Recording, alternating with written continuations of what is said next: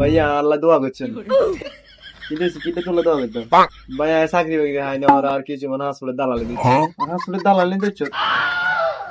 দালাল দিচ্ছ দালাল দাম দিতেছে কো অন ভাইয়া আমি তো খুব একটা বড় বিপদে হয়ে গেছি কি বিপদ আর কি কিছু কষ্ট ভাইয়া একজনের হাসপাতালে একটা পয়সা বানা দিমু যে টিয়া 20,000 টাকা লাগবে যে যা 8,000 টাকা দিল 20,000 টাকা নিয়েছে